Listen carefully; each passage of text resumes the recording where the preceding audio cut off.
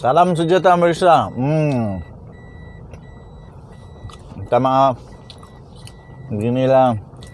Kadang-kadang tiada masa untuk makan di mana? Di restoran. Terpaksalah makan di dalam kereta. Hanya mengambil kesempatan saja. Tidak apa. Yang penting yang kita makan tu halal.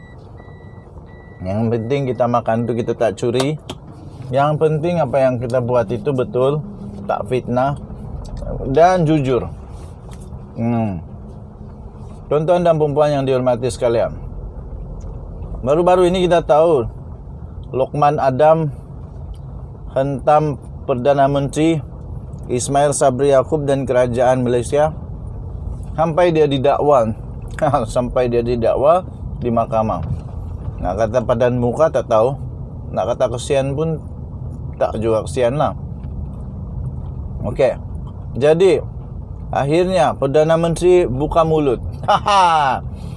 Akhirnya Perdana Menteri buka mulut. Habis kau kali ini Lokman Adam. Kata Perdana Menteri, saya tak pernah jumpa Dr. Mahathir. Khianat UMNO untuk kekal jadi PM. Sekarang Lokman Adam kena jawab. Lokman Adam kena jawab kali ini. Sekarang kalau disuruh beri pilihan, mau percaya Lokman Adam atau percaya Perdana Menteri, saya secara jujur 1,000,000% saya lebih percaya kepada Perdana Menteri daripada Lokman Adam. Kenapa? Saya mestilah pilih Perdana Menteri. Saya mestilah pilih Perdana Menteri. Lagi pula Lokman Adam punya latar belakang dah banyak kali dia kena saman kerana memfitnah. Jadi saya pilih Perdana Menteri lah. Okey, ceritanya Datuk Seri Ismail Sabri Yaakob memfailkan saman memfailkan saman terhadap bekas ahli Majlis Kerja Tinggi UMNO MKT UMNO, iaitu Datuk Lokman Nur Adam, kerana memuat naik video mengandungi kenyataan berniat jahat, fitnah dan tidak benar terhadap Perdana Menteri. Ismail Sabri yang sekarang ini berusia 62 tahun, Perdana Menteri Malaysia, yang juga adalah naib Presiden UMNO, selaku plaintiff telah memfailkan saman itu ke atas kapasiti peribadinya menerusi Tertuan Kasavan pada Khamis lalu 8 September dengan menamakan Lokman 49 tahun sebagai defendant. Okey. Tuan-tuan dan puan-puan yang dihormati sekalian, menerusi pernyataan tuntutan, Ismail Sabri mendakwa Lokman pada 22 Ogos 2022 telah membuat kenyataan fitnah terhadap plaintiff dalam video bertajuk "Bila Presiden UMNO panggil tak datang, tapi PM Perdana Menteri ada masa jumpa Mahathir, bekas Perdana Menteri Tun Mahathir," kata Lokman Adam. Ini kalilah Lokman Adam kena betul dengan Perdana Menteri. Beliau berkata kenyataan berkenaan dimuat naik menerusi 4 akaun media sosial milik defendant, iaitu YouTube Lokman Adam, Facebook Lokman Nur Adam Official, Instagram Lokman Nur Adam, dan TikTok Datuk Lokman Adam. Okey. So sekarang sudah salah. Lokman Nur Adam kena saman oleh Perdana Menteri Ismail Sabri Yaakob.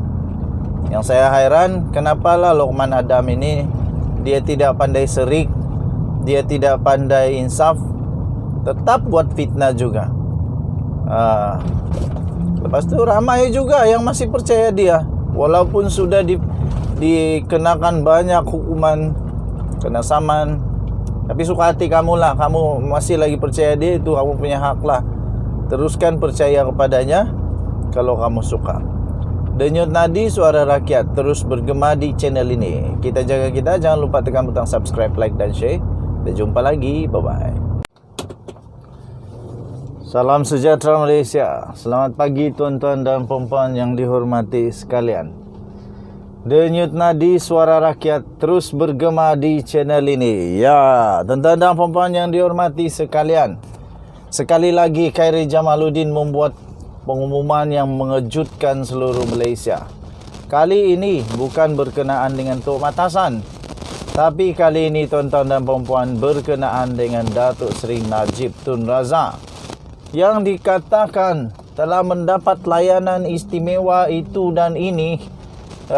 Yang dikatakan didakwa mendapat layanan tak sama dengan banduan-banduan yang lain. Akhirnya KJ sebagai Menteri Kesihatan buat pengumuman yang memang buat Najib, buat Rosmah, buat anak-anak dia, penyokong-penyokong tegar Najib Razak menangis teresak-esak. Okey.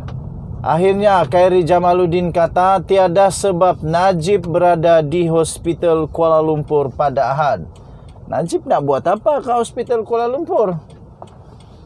Dia kan banduan, perlu berada di tempat banduan lah. Takkan pula berada di hospital kalau tiada apa-apa urusan, tak sakit perlu berada di hospital, bikin apa dia di hospital? 13 September 2022 baru diterbitkan. Tuan-tuan dan puan-puan yang dihormati sekalian, Menteri Kesihatan iaitu Khairi Jamaluddin menjelaskan tiada sebab untuk bekas Perdana Menteri Malaysia iaitu Datuk Seri Najib Tun Razak untuk berada di Hospital Kuala Lumpur pada Ahad yang lalu.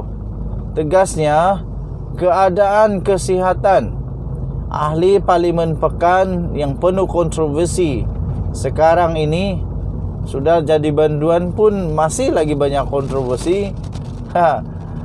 Yang sedang menjalani hukuman penjara 12 tahun itu adalah memuaskan. Jadi bikin apa Najib Razak di Hospital Kuala Lumpur pada hari Ahad, sedangkan dia disahkan oleh Menteri Kesihatan, disahkan oleh Ketua Pengarah Kesihatan, dia sihat. Jadi tiada sebab dia berada di hospital. Pandangan profesional dan pakar yang telah memberikan rawatan pada hari Jumaat telah memaklumkan bahawa kesihatan Najib adalah dalam keadaan yang memuaskan. Katanya pada satu majlis penerimaan anugerah Malaysian Board of Record bagi pelancaran laporan record breaking COVID-19 vaccination di kementeriannya pada Selasa. Okey, jadi tuan-tuan dan puan-puan, Najib Razak sudah dikeluarkan daripada hospital kerana dia sudah cukup sihat. Pakar-pakar sudah kata dia cukup sihat. Walaupun keluarga-keluarga tak setuju cakap itu ini, tapi dorang itu bukan doktor. Pertama, kedua, dorang tidak tahu mana yang Najib boleh wajib masuk ward ataupun tidak. Memanglah kita sebagai keluarga sakit sikit pun memang dah bising. Okeylah tuan-tuan dan puan-puan yang dihormati sekalian, itulah berita terkini tentang Najib Razak. Bagaimanapun beliau turut juga berkata, bagi mengelakkan sebarang pertikaian di masa hadapan, Najib dimasukkan ke Hospital KL pada hari Isnin untuk menjalani pemeriksaan yang lanjut. Jadi nanti bising pula orang-orang entah siapa. Katanya, saya memaklumkan kepada Timbalan Ketua Pengarah Kesihatan Ketua Pengarah Perubatan Datuk Dr. Asmayani Khalib, buatlah segala pemeriksaan dan saringan agar tiada lagi pertikaian, katanya. Jika sudah lengkap, laporan akan diserahkan kepada Najib dan mahkamah sekiranya perlu, katanya. Khairi berkata, 2 mesyuarat konsultasi yang telah diadakan bersama keluarga Najib yang turut disertai oleh Datin Seri Rosmah Mansur. Katanya, saya sebenarnya tidak mahu beri maklumat lanjut, tapi ia telah menjadi isu umum. Jadi saya kena jawab untuk menjaga integriti Kementerian Kesihatan Malaysia KKM, katanya. Khairi berkata demikian mengulas laporan daripada ahli keluarga yang mempersoalkan Najib tidak dimasukkan ke hospital KL dan dibenar pulang selepas menerima rawatan. Sementara itu, Khairi turut menolak dakwaan bahawa ubat tekanan darah tinggi Najib ditukar. Katanya dulu beliau ambil ubat yang dibeli daripada hospital swasta. Namun apabila dirujuk ke hospital KL, ubat generik diberikan. Ubat-ubatan itu adalah sama, formula sama tetapi generik. Tambahnya, tuduhan mengatakan ubat ditukar seolah-olah memberi gambaran bahawa ubat berbeza adalah tidak benar. Ubat generik ini kandungan sama. Penjelasan ini penting kerana terdapat tuduhan daripada pegawai dan ahli keluarga Najib, katanya. Sebelum ni, pegawai khas Najib Muhammad Mukhlis Maghribi memaklumkan tekanan darah Najib dilapor berada pada tahap tinggi dan berbahaya susulan pertukaran ubat yang diberikan untuk merawat masalah ulcer dalam perutnya. Pada perkembangan lain, Khairi berkata KKM akan membuat perolehan vaksin COVID-19 jenis baru untuk varian yang baru. Okey, itulah. Denyut nadi suara rakyat terus bergema di channel ini. Kita jumpa lagi. Bye-bye.